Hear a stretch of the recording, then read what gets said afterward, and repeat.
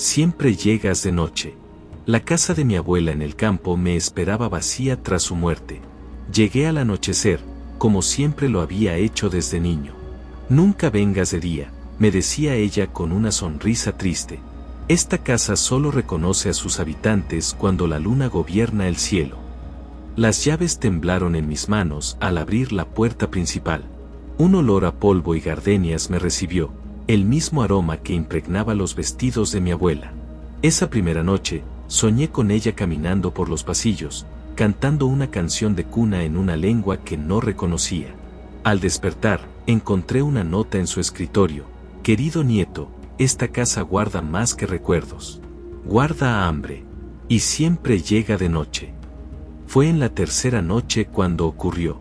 Desperté al escuchar pasos en el pasillo, no los pasos lentos de mi abuela, sino algo arrastrándose, múltiples extremidades golpeando el suelo de madera. Mi habitación estaba helada, mi aliento formaba nubes en la oscuridad. La puerta se abrió lentamente y allí estaba, una figura compuesta de sombras y susurros, con docenas de ojos que parpadeaban en sincronía imperfecta. Tú no eres la guardiana, dijo con voces superpuestas. Pero llevas su sangre. Antes de que pudiera gritar, se desvaneció, dejando solo el olor a tierra húmeda y el eco de risas lejanas. Encontré el diario de mi abuela escondido detrás de un ladrillo suelto en la chimenea. Sus páginas contaban una verdad aterradora: nuestra familia no era dueña de la casa, éramos sus guardianes. La propiedad estaba construida sobre un límite del sueño, un lugar donde lo onírico y lo real se superponían. Cada noche, algo en la casa despertaba, y nuestra sangre era lo único que mantenía contenida su hambre. Nunca duermas más de 3 noches seguidas, advertía una entrada. Y nunca duermas de día dentro de estas paredes. Comencé a documentar los huéspedes que aparecían cada noche. El hombre de los susurros, que se alimentaba de secretos no contados. La dama de los espejos, que coleccionaba reflejos abandonados. El niño sin rostro, que buscaba identidades prestadas. No eran fantasmas, eran ecos oníricos, conceptos que habían adquirido conciencia en el limbo entre el sueño y la vigilia. Y yo, con mi sangre de guardián, era el festín que todos anhelaban. Después de una semana, la casa comenzó a cambiar mi biología. Ya no podía dormir durante el día, mi cuerpo se negaba a descansar mientras hubiera luz solar. Las noches se volvieron mi único momento de verdadera vigilia. Soñaba despierto con realidades alternas, escuchaba susurros en el crepúsculo que otros no percibían. Mi abuela no había elegido esta vida, la había heredado, como yo ahora. Y como ella, estaba aprendiendo que algunos legados no se pueden rechazar.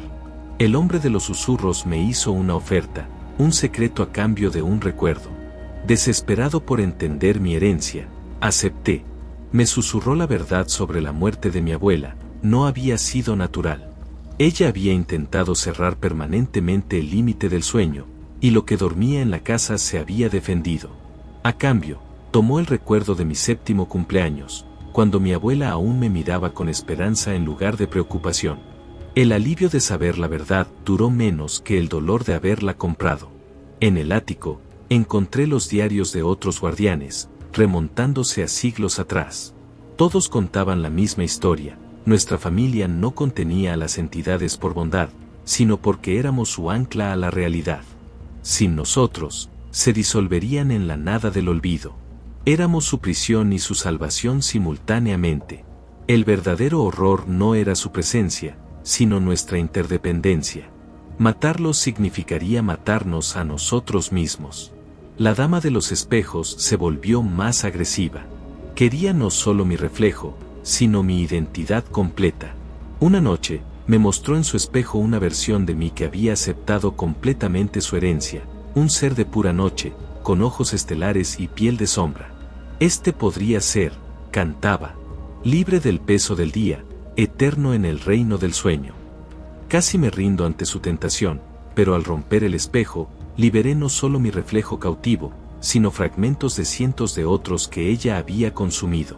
Siguiendo las instrucciones en el diario más antiguo, preparé un ritual para reclamar mi soberanía sobre la casa. Necesitaba sangre de guardián, la mía, polvo de estrellas, meteoritos que mi abuela coleccionaba, y el sonido del silencio, una campana que solo sonaba en el vacío.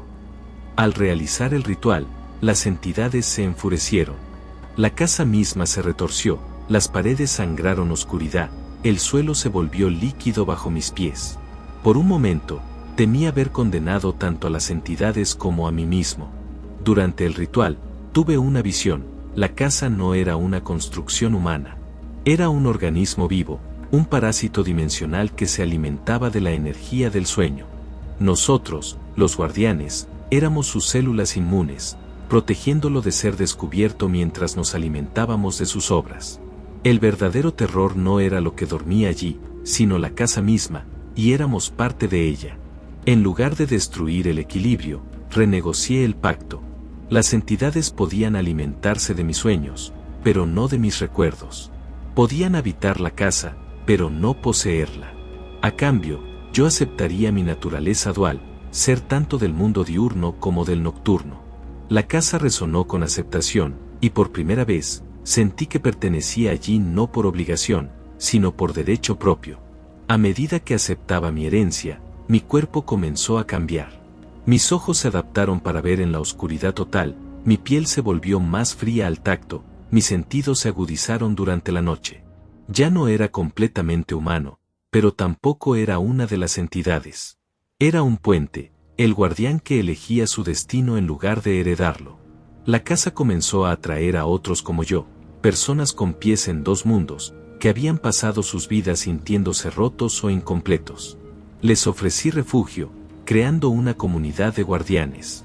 Juntos, descubrimos que éramos parte de un ecosistema espiritual mucho más grande de lo que imaginábamos. La casa no era una prisión, era un santuario. Aprendí que todo tiene su ciclo, la noche y el día, el sueño y la vigilia, el miedo y la paz. Al abrazar completamente mi papel, la casa me reveló sus secretos más profundos: bibliotecas de sueños no soñados, jardines de emociones puras, salas donde el tiempo mismo dormitaba. Yo no servía a la casa, la cuidaba, como un jardinero cuida un ecosistema delicado y precioso. Ahora, cuando nuevos guardianes llegan por primera vez, siempre de noche, siempre con miedo en los ojos, les doy la bienvenida que mi abuela nunca pudo darme. Les explico que el terror y la maravilla son dos caras de la misma moneda, que lo que duerme en la oscuridad no siempre es malvado, a veces solo es diferente. Y que algunos legados, por aterradores que parezcan, son regalos disfrazados de maldiciones. Cada noche, cuando el sol se pone y la luna gobierna el cielo, la casa despierta. Y yo con ella. Camino por sus pasillos no como un prisionero, sino como un anfitrión. Las entidades que una vez me aterrorizaron ahora son compañeras en esta existencia liminal. Hemos encontrado equilibrio. Ellas obtienen el sustento que necesitan para existir, y yo obtengo un propósito más allá de la comprensión humana convencional. Si alguna vez te encuentras viajando de noche y ves una casa donde la luz nunca brilla pero la vida palpita en sus sombras, detente. Si sientes una familiaridad inexplicable, si tu sangre canta con reconocimiento, quizás hayas encontrado tu legado. Pero recuerda, siempre llegas de noche y despiertas a lo que duerme allí. La pregunta es: ¿estás listo para lo que podría despertar en ti? ¿Sientes que perteneces a la oscuridad más que a la luz? ¿Que tus sueños son demasiado vívidos, que la noche te habla en susurros? Suscríbete a Chamán, donde aprenderás a navegar los reinos liminales, a entender los legados espirituales y a encontrar belleza en lo que otros llaman terror. Porque a veces, nuestro mayor miedo no es lo que habita en la oscuridad, sino la luz que podríamos perder al abrazarla.